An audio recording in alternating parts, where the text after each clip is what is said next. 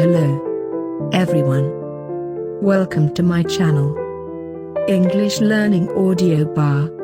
Today we will start the A series of story about Pinocchio. Pinocchio, Chapter 1. How it happened.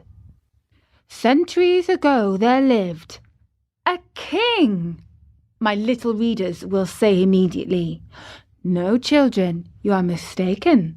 Once upon a time there was a piece of wood.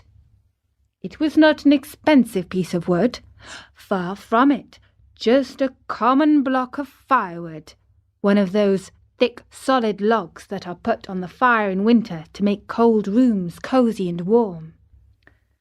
I do not know how this really happened, yet the fact remains that one fine day this piece of wood found itself in the shop of an old carpenter.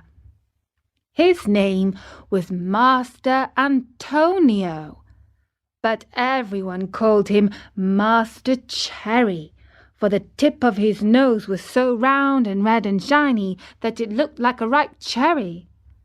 As soon as he saw that piece of wood, Master Cherry was filled with joy, rubbing his hands together happily. He half mumbled to himself, "This has come in the nick of time. I shall use it to make the leg of a table." He grasped the hatchet quickly to peel off the bark and shape of the wood, but just as he was about to give it the first blow, he stood still with arm uplifted, for he had heard a wee little voice say in a beseeching tone, "Please be careful! Do not hit me so hard!" What a look of surprise shone on Master Cherry's face! His funny face became still funnier. He turned frightened eyes about the room to find out where that wee little voice had come from, and he saw no one. He looked under the bench. No one. He peeped inside the closet. No one. He searched among the shavings. No one.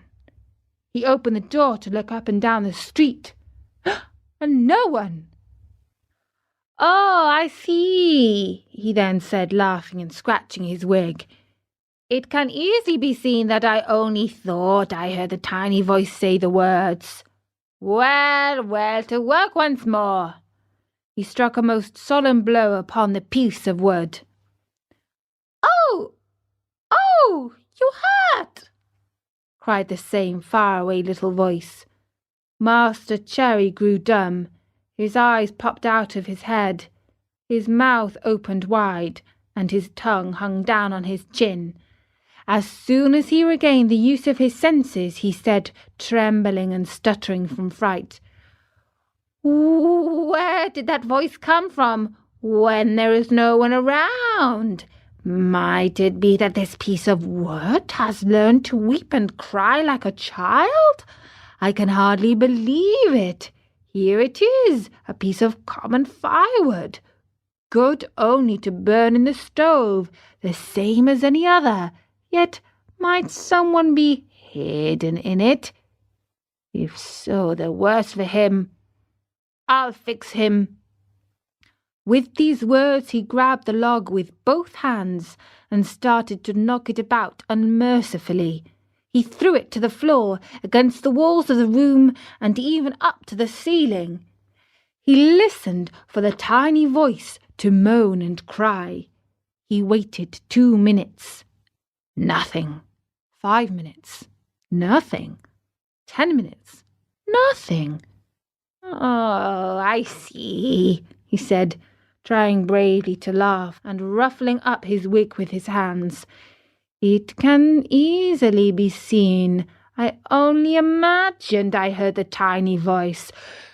Well, well, to work once more." The poor fellow was scared half to death, so he tried to sing a gay song in order to gain courage.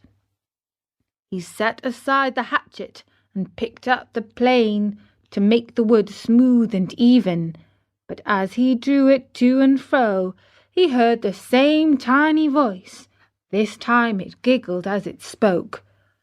"Stop it! Oh, stop it! Ha ha ha! You tickle my stomach!"